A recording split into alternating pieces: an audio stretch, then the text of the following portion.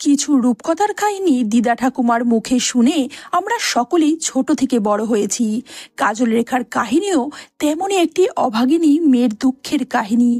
ধর্মমতী সুখ পাখির কথায় কাজল রেখার বাবা যখন তাকে গভীর অরণ্যে একা ছেড়ে আসে, তারপর থেকে তার জীবনে কুট্টি দাসীর ষড়যন্ত্রে তাকে অনেক দুঃখ সইতে হয়। তারপর কি ঘটে জানতে হলে থাকতে হবে আমার সাথে।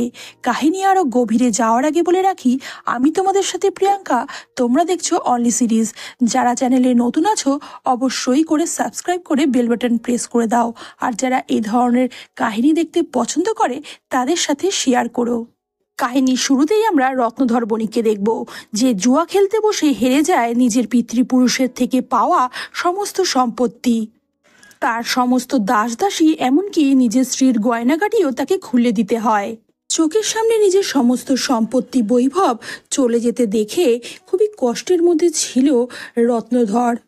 এরই মধ্যে এক ব্রাহ্মণ রত্নধরকে চাপ দেয় যাতে সে তার মেয়েকে সত্বর বিয়ে দেয়, কারণ কাজল রেখার বয়স 12 বছর অতিক্রম করেছে, যেটা ব্রাহ্মণদের মতে মোটেও সমীচীন নয়। তাই বুড়ো ব্রাহ্মণ দেখে হলেও কাজল রেখার বিয়ে যেন সে তাড়াতাড়ি দিয়ে দেয়। বাড়ি পৌঁছে রত্নধর নিজের ফুলের মতো মেয়ে কাজল রেখাকে দেখে এবং চিন্তা করতে থাকে যে একে কিভাবে বুড়ো ব্রাহ্মণের হাতে তুলে দেবে। যে কথা নিজের স্ত্রীকে জানালে তার স্ত্রীও খুবই রেগে যায়। সেদিনই এক বুড়ো ব্রাহ্মণ কোথা থেকে খবর পেয়ে চলে আসে রত্নধরের বাড়িতে এবং জানতে চায় যে বিবাহযোগ্য কোনো মেয়ে তার কাছে কি আছে, তাহলে সে বিয়ে করবে। কথা শুনে রত্নধর বৃদ্ধকে মানা করে দেয়, তবে ওই বৃদ্ধ কাজল রেখাকে দেখে ফেলে এবং বলে সে কাজল রেখাকে বিয়ে করতে চায়। একথা শুনে রত্নধর খুবই রেগে যায় এবং ওই বৃদ্ধকে তাড়া করতে শুরু করে। ওই বৃদ্ধ পড়ে কি মরি করে সেখান থেকে পালিয়ে যায়। তবে রত্নধর নদীর ধারেই বসে কাঁদতে শুরু করে, কারণ তার নির্বুদ্ধিতার জন্যই তাকে আজ এদিন দেখতে হয়েছে। ঠিক তখনই সে লক্ষ্য করে পঙ্খিরাজ নাওয়ে করে এক সাধু সেখানে আসছে।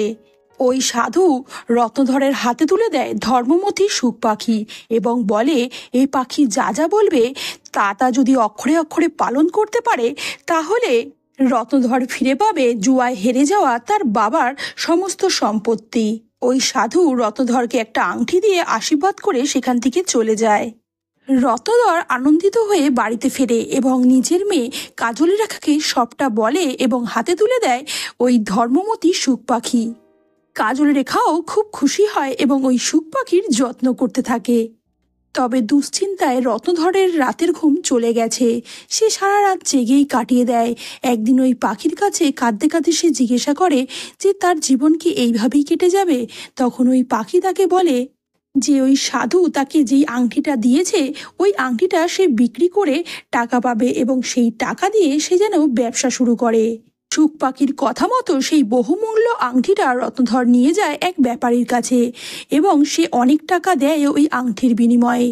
ওই টাকা দিয়ে রত্নধর তার বাবার পুরনো ডিঙা মেরামত করে এবং সুপারি, কাঁসার বাসন, সোনার গহনা সহ মসলিন কাপড় কিনে ফেলে এবং দেশ থেকে দেশান্তরে ছুটে বেড়ায় বাণিজ্য করতে।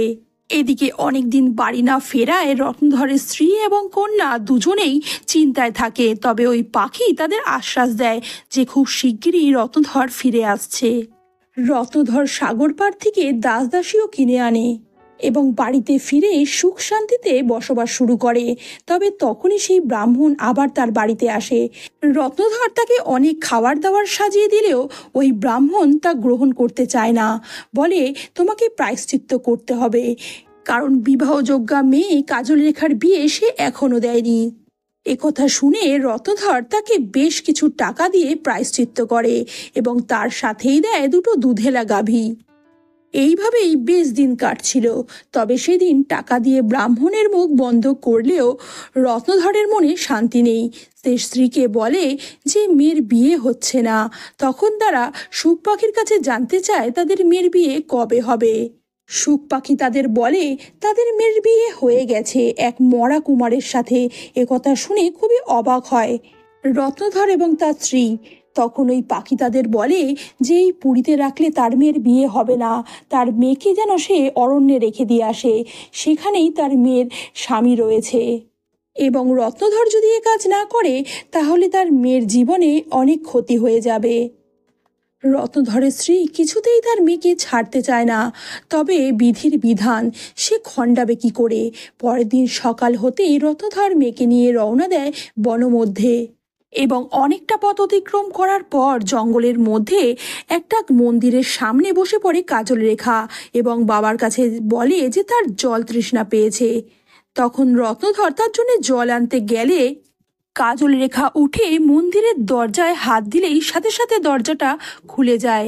কাজলরেখা খুবই অবাক হয়ে ভিতরে ঢুকে পড়ে, তবে তার মধ্যেই দরজাটা নিজের থেকে বন্ধ হয়ে যায়। কাজলরেখা কিছুতেই দরজাটা খুলতে পারে না, চিৎকার করতে থাকে ভেতর থেকে।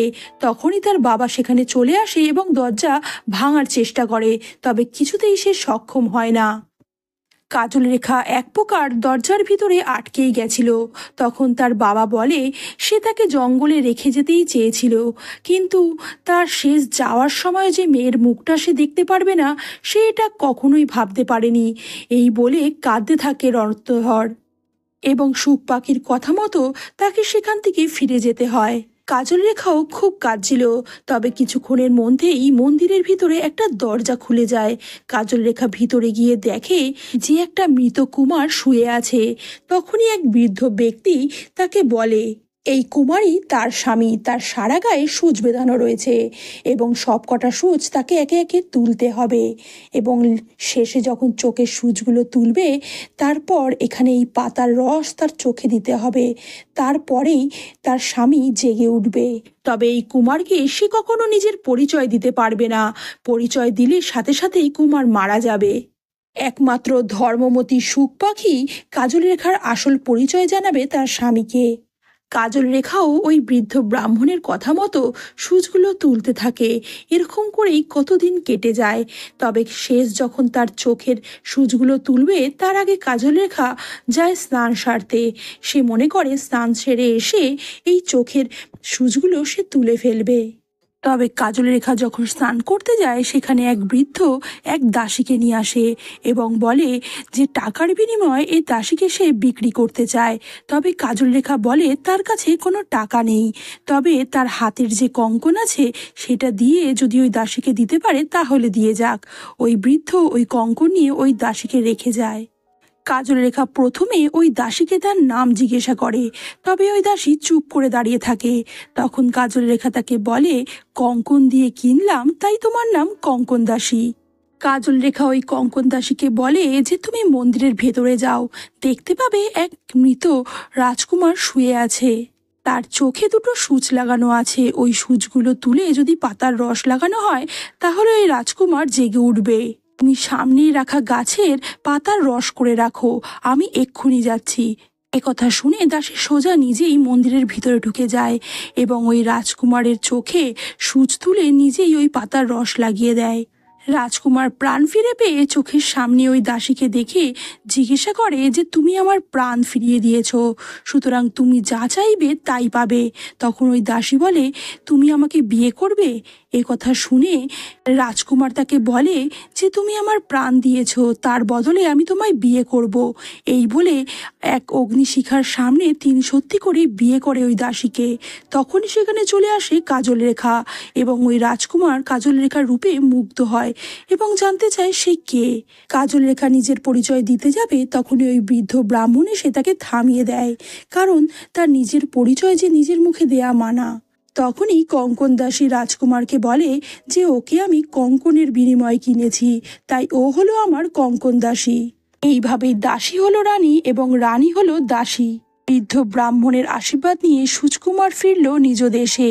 তবে ওই বৃদ্ধ ব্রাহ্মণ বারংবার কাজলরেখাকে না করে দেয় নিজ পরিচয় দিতে। এইভাবেই দাসীর ষড়যন্ত্রে চোখের জলে কাটিয়ে দিল 10টা বছর কাজলরেখা। কাজলরেখার বাবা মা এখন বৃদ্ধ হয়েছে। তারা একদিন সেই সুখ পাখিকে জিজ্ঞাসা করে তার মেয়ের খবর কি। সুখ পাখি জানায় তার মেয়ে বেঁচে আছে, তবে তার কষ্টের দিন এখনো শেষ হয়নি। রত্নধরের স্ত্রী কাঁদতে থাকে, বলে মেয়েকে বনবাসে দিলে, ছেলেও গেছে বাণিজ্যে, এই সংসার যেন হাহা করছে। অন্যদিকে নিজ দেশে ফিরে গিয়ে সূচকুমারের প্রতিপত্তি দিনে দিনে বেড়ে উঠেছে এবং কাজলরেখার রূপে সে মুগ্ধ। তবে কঙ্কন দাসীর লোভ যেন মাত্রা ছাড়িয়েছে, কোনোভাবেই সে কাজলরেখাকে সহ্য করতে পারে না। একবার রাজা কাজল রেখার জন্য একটা শাড়ি উপহার দেয়, তবে তখনই সেখানে চলে আসে কঙ্কন দাসী এবং সেই নতুন শাড়ি নিয়ে তাকে একটা পুরনো শাড়ি দিয়ে সেখান থেকে চলে যায়। রাজা সবটাই দেখে দূরে দাঁড়িয়ে, কিন্তু কিছুই সে বলে না সেদিন। তবে সে বারংবার কাজল রেখার কাছে জানতে চায় যে তার কি পরিচয়, সে কোথা থেকে এসেছে। তবে কাজল রেখা চুপ করে থাকে, বলে কঙ্কন দিয়ে কিনেছে তাই আমার নাম কঙ্কন দাসী, এটাই আমার পরিচয়। রাজা কঙ্কন দাসীর কাছেও জানতে চায়, তবে সেও কিছুই বলে না রাজাকে। দিনের পর দিন কঙ্কন দাসীর গঞ্জনা যেন বেড়েই উঠছিল। সবকিছু মুখ বুজে সইত কাজল রেখা। একদিন খাওয়া দাওয়ার পরে কাজল রেখা যখন তার পা টিপছিল, তখন লাথি মেরে সরিয়ে দেয় কাজল রেখাকে। এই সব কিছুই দেখতে পায় রাজা। কাজল রেখা কাঁদতে কাঁদতে চলে যায়। রাজা তখন দৌড়ে এসে তার রানীকে বলে, তুমি এইভাবে মানুষের ওপরে কেন অত্যাচার করো? তখন রানী বলে, আমার মনে সুখ নেই। ওর সুন্দর রূপ দেখে তুমি ভুলো না রাজা, ও আস্ত ডাইনি। কথা শুনে রাজা তাকে চুপ করিয়ে বলে, অন্যকে সুখ না দিতে পারলে নিজেও কখনো সুখে থাকবে না। এরপর রাজা আবার গিয়ে কাজল রেখার কাছে তার পরিচয় জানতে চায়, তবে এবারেও কাজল রেখা তাকে ফিরিয়ে দেয়, কিছুই বলে না। এরপর রাজা 6 মাসের জন্য দেশান্তর যায় এবং মন্ত্রীকে বলে যায় সে যেন কোনোভাবে ওই কন্যার আসল পরিচয় তাকে জেনে বলে। রাজা বেরোনোর আগে তার স্ত্রীর কাছে জানতে চায় যে তার কি কিছু প্রয়োজন আছে। তখন ওই দাসী তাকে এত বড় একটা ফর্দ ধরিয়ে দেয়, কিন্তু সে যখন কাজল রেখার কাছে যায় যে তার কিছু প্রয়োজন কিনা, কাজল রেখা তাকে বলে তার রাজত্বে সে ভালোই আছে, তবে রাজা তাকে বলে নিজের পছন্দ মতো একটা জিনিস তাকে বলতেই হবে। তখন কাজল রেখা তাকে ধর্মমতী সুখ পাখি এনে দেওয়ার কথা বলে। রাজা দেশান্তরে যাত্রা করে। রাজা দেশান্তরে যায়, কিন্তু সারাক্ষণই কাজল রেখার কথাই চিন্তা করতে থাকে। এদিকে কঙ্কন দাসী যা যা বলেছিল সবকিছু খুঁজে পায়, কিন্তু কাজল রেখার বলা সেই পাখি কোথাও খুঁজে পাওয়া যায় না। এই পাখির উদ্দেশ্যে রাজা একাই রওনা দেয়, সে কিছুতেই পাখি না নিয়ে পুরীতে ফিরবে না। এইভাবে বহু পথ অতিক্রম করে রাজা রত্নধরের পুরীর সন্ধান পায় এবং জানতে পারে সেখানেই একমাত্র গেলে ওই ধর্মমতী সুখ পাখি পাওয়া যাবে। দিকে রত্নধরকে এক দাসী এসে জানায় যে ভিন দেশ থেকে এক ব্যক্তি এসেছে, তার সাথে কথা বলতে চায়। এখানে আমরা দেখি রত্নধরের স্ত্রী তার ছেলেমেয়ের চিন্তায় শয্যা নিয়েছে। রত্নধর রাজার সাথে কথা বলতে গেলে রাজা তার কাছে চায় ওই ধর্মমতী সুখ পাখি। রত্নধর সুখ পাখির কাছে জানতে পারে যে এটাই তার জামাই, তবে সে নিজের পরিচয় কখনোই নিজের মুখে দিতে পারবে না, তাহলে তার মেয়ের বিপদ হবে। কথা শুনে সেই সুখ পাখিকে দিয়ে দেয় রাজার হাতে এবং রাজা তাকে এর বিনিময়ে টাকা দিতে চায়, তবে কোনোভাবেই রত্নধর সে টাকা গ্রহণ করে না এবং খুব অবাক হয়ে ফিরে যায় রাজা। এরপর রত্নধর ছুটে যায় তার অসুস্থ স্ত্রীর কাছে এবং তার মেয়ের বৃত্তান্ত জানায়, তবে ততক্ষণে সব শেষ। অন্যদিকে সুখ পাখি পেয়ে এতদিনে কাজল রেখার মুখে হাসি ফোটে, যেটা দেখে রাজাও খুব তৃপ্ত হয়। রাজা চলে যাওয়ার পর সুখ পাখি কাজল রেখার কাছে জানতে চায় সে কেমন আছে। কাজল রেখা বলে পাখি যেমন রেখেছে ঠিক তেমনই আছে সে। কাজল রেখা তার মা বাবার কুশল সংবাদ জানতে চাইলে পাখি বলে সে এখন খুব ক্লান্ত, তাই সব কথা সে পরে বলবে। তখনই সেখানে সেই দাসী চলে আসে এবং বলে যখন চাইলেই তখন রাজার কাছে একমাত্র এই বনেলা পাখি চাইলে, অন্য কিছু না, এই বলে হাসতে হাসতে সেখান থেকে চলে যায়। অনেকদিন পর রাজা ফিরেছে, তাই নিজেকে সাজিয়ে তোলার জন্য কাজল রেখাকে ডাকে এবং নিজের চুল বাঁধতে বলে। তবে সুন্দরভাবে সেজে রাজার কাছে গেলেও রাজার আর তার দিকে মন নেই। রাজা তাকে গিয়ে চুপ করে শুয়ে পড়তে বলে। দাসী অবাক হয়ে ঘরে চলে যায়। এদিকে কাজল রেখা পাখির কাছে জানতে চায় তার দুঃখের দিন কবে শেষ হবে। তখন ওই পাখি বলে যে 10 বছর অতিক্রম হয়েছে, আরো 2 বছর, তারপরেই তার দুঃখের দিন শেষ হবে। রাজা মন্ত্রীকে ওই কন্যার আসল পরিচয় জানতে বলে গেছিল, তবে মন্ত্রী কোনোভাবেই তার আসল পরিচয় জেনে উঠতে পারেনি। তাই মন্ত্রী এবার একটা বুদ্ধি আটে, বলে রাজার বন্ধু সোনাধরকে ডেকে পাঠাতে এবং ওই কন্যা আর রানীর মধ্যে পরীক্ষা নিতে, কারণ কন্যাকে দেখে কোনো রাজা বা কোনো বণিকের মেয়ে বলেই তাদের মনে হয়। প্রথমেই আলপনা দেওয়ার পরীক্ষা নেওয়া হয়, যেখানে কাজল রেখা সুন্দরভাবে আলপনা দেয়। তবে কঙ্কন দাসীর দেওয়া আলপনা দেখে তারা ভিমড়ে যায়। এরপর আসে রান্নার পালা, যেখানে কঙ্কন দাসীর হাতের রান্না খেয়ে সকলে ঝালে ঝোলে পাগল হয়ে যাওয়ার জোগাড়। অন্যদিকে কাজল রেখার রান্না খেয়ে সকলে যেন মুগ্ধ হয়ে যায়। এদিকে কাজল রেখাকে যে সোনাধরের মনে ধরেছে, কঙ্কন দাসী সেটা ভালোই বুঝতে পারে। তাই দুজনে মিলে ষড়যন্ত্র করে। রাতের অন্ধকারে কাজল রেখার ঘরে চলে যায় সোনাধর নিজের পায়ে আলতা পরে এবং ঘরে ছাপ ফেলে যায়। তবে জানলা দিয়ে সে পালিয়ে যায় এবং পরের দিন সকালবেলা ঘুম থেকে উঠে কঙ্কন দাসী চিৎকার করে সবাইকে বলে যে এ মেয়ে অসতী, তাই কিছুতেই তাকে ঘরে সে আর রাখবে না। একথা শুনে রাজা খুবই কষ্ট পায় এবং কাজল রেখার কাছে জানতে চায় সত্যি কথাটা কি। তবে কাজল রেখা বারংবার বলে এ সবই মিথ্যা। আর এর সাক্ষী হলো ধর্মমতী সুখ পাখি। তাই সুখ পাখির মুখ দিয়েই সমস্ত বৃত্তান্ত রাজা জানবার জন্য তাকে সভায় নিয়ে আসে। তবে সুখ পাখি বলে রাতের অন্ধকারে কি হয়েছে তার কিছুই মনে নেই, এটা এই কন্যার ভাগ্যের দোষ, তাই বনেই যেন এই কন্যাকে পাঠিয়ে দেওয়া হয়। যে কথা শুনে রাজা খুবই রেগে যায় এবং তাকে নির্বাসন দেয়। সোনাধর কাজল রেখাকে পুরী থেকে নিয়ে আসে। তবে সে কাজল রেখাকে জানায় সে তাকে বিয়ে করতে চায়, কিন্তু কাজল রেখা তাকে মোটেও পছন্দ করে না। তাই সঙ্গে সঙ্গে সে ঝাঁপ দিয়ে দেয় জলের মধ্যে। তবে সোনাধর সাথে সাথেই তার লোক পাঠিয়ে জল থেকে তুলে নিয়ে এসে বেঁধে রাখে কাজল রেখাকে। সোনাধরের দাস গিয়ে কাজল রেখাকে খাবার দিতে গেলে সেই খাবারটা সে ছুঁড়ে ফেলে দেয়, যেটা শুনে খুবই রেগে যায় সোনাধর এবং মারধর করে কাজল রেখাকে। কাজল রেখা খুবই রেগে গিয়ে তখনই বলে সাগরে চড়া পড়ুক এবং তার কথা মতোই তখনই সাগরে চড়া পড়ে, যেটা থেকে সোনাধর খুবই রেগে যায় এবং তাকে মারতে গেলে মাঝি ভাই গিয়ে হাত চেপে ধরে সোনাধরের এবং তার হাতটা মুচকে দেয়। তারপর ওই চড়ার মধ্যে নামিয়ে দেয় কাজল রেখাকে।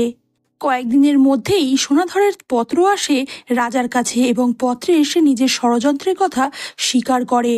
এ কথা শুনে রাজা রানীর ওপর খুবই রেগে যায় এবং তাকে মারতে যায়। তবে মন্ত্রী তাকে আটকায়, বলে ও তো আমাদের ঘরেই আছে, আপনি যখন খুশি ওকে সাজা দিতে পারবেন। তবে এখন উচিত ওই কন্যাকে খুঁজে বার করা, তাই জন্য সোনাধরের কাছে আপনাকে যেতে হবে। অন্যদিকে চড়ার মধ্যে থাকতে থাকতে অনাহারে জ্ঞান হারায় কাজল রেখা। রাজা পৌঁছায় সোনাধরের পুরীতে এবং তার কাছে জানতে চায় যে ওই কন্যাকে সে কোথায় রেখে এসেছে। সোনাধর জানায় তাকে এক চড়ার মধ্যে তারা নামিয়ে রেখে এসেছিল। একথা শুনে তাকে এক চড় কষিয়ে দেয় রাজা। অন্যদিকে সংজ্ঞাহীন কাজল রেখাকে চোখে পড়ে এক কুমারের এবং তার লোকেরা গিয়ে তাকে উদ্ধার করে। তাদের পরিচর্যায় কাজল রেখার জ্ঞান ফিরলে ওই কুমার জানতে চায় তার পরিচয়, কিন্তু কাজল রেখা কিছুই বলে না। তখন ওই কুমার বলে তোমার ভার আজ থেকে আমি গ্রহণ করলাম। অন্যদিকে রাজা আর সোনাধর গিয়ে ওই চড়ায় খুঁজে পায় না ওই কন্যাকে। তবে রাজা নিজেই একা বেরিয়ে যায় অনির্দিষ্টকালের জন্য, সে ওই কন্যাকে নিয়েই ফিরবে। এদিকে কাজল রেখাকে ওই কুমার নিজের পুরীতে নিয়ে আসে এবং ওই পুরীতে পৌঁছেই কাজল রেখা বুঝতে পারে এটা তাদেরই বাসা, যেখানে সে তার মা আর বাবার সাথে থাকতো। কাজল রেখার তার মা বাবার কথা মনে পড়ে যায়, কিন্তু তারা এখানে আর নেই। কাজল রেখা বুঝতে পারে যে এটা তার নিজেরই ছোট ভাই, কিন্তু নিজের পরিচয় সে কিছুতেই নিজের মুখে দিতে পারে না। কাজল রেখা কুমারের কাছে জানতে চায় তার পুরী শূন্য হলো কিভাবে। তখন কুমার জানায় যে আমার এক দিদি ছিল, এক পাখির কথায় আমার বাবা তাকে বনের মধ্যে একা ছেড়ে এসেছিল। সেই শোকে আমার মার প্রাণ গেল এবং মা মারা যাওয়ার কিছুদিনের মধ্যেই আমার বাবাও মারা গেল। তাদের শেষ দেখাও আমি দেখতে পারিনি। তবে এই কুমার কাজল রেখাকে জানায় যে সে তাকে বিয়ে করতে চায়।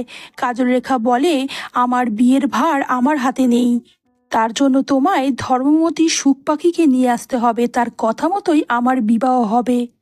এদিকে রাজাকে এক ডাকাতের দল মারধর করে তার সমস্ত কিছু লুটপাট করে নেয় এবং অজ্ঞান হয়ে যায় রাজা। কুমার এক মহিলাকে সুখ পাখির সন্ধানে পাঠায় এবং ওই মহিলা টাকার বিনিময়ে কিনে আনে সুখ পাখি সেই দাসীর কাছ থেকে। সুখ পাখি বাড়িতে ফিরলেও সে কিছুই বলে না কাজল রেখা সম্পর্কে এবং বিয়ের প্রস্তুতি শুরু হয়ে যায়। রাজার জ্ঞান ফিরলে সে এক ব্যক্তির মুখে শুনতে পায় রত্নধরের পুত্রর বিবাহ সম্পর্কে, এবং যেখানে ওই ব্যক্তি বলে যে রত্নধরের পুত্র বিবাহ করছে এক জলপরীর সাথে, যাকে সে জল থেকে তুলে নিয়ে এসছে। একথা শুনে খুবই অবাক হয়। রাজা রত্নধরের পুরীর দিকেই দৌড়াতে থাকে। অন্যদিকে বিবাহের পূর্বে কুমার সুখ পাখির কাছে জানতে চায় ওই কন্যার বিবরণ। তখন সুখ পাখি বলে যে ছি ছি ছি, ভাই হয়ে বোনকে চিনতে পারলে না, ও তোমার দিদি, আর ওই আসছে ওর স্বামী। এ কথা বলতে বলতেই সেখানে পৌঁছে যায় রাজা, এবং যাকে দেখে সবাই খুবই অবাক হয়। এদিকে রাজা কন্যাকে বিবাহ বেশে দেখে মাথা ঘুরিয়ে পড়ে যায়। কাজল রেখা আর নিজেকে আটকাতে পারে না, দৌড়ে যায় অসুস্থ স্বামীর কাছে। রাজার এরকম অবস্থা দেখে কাঁদতে থাকে কাজল রেখা।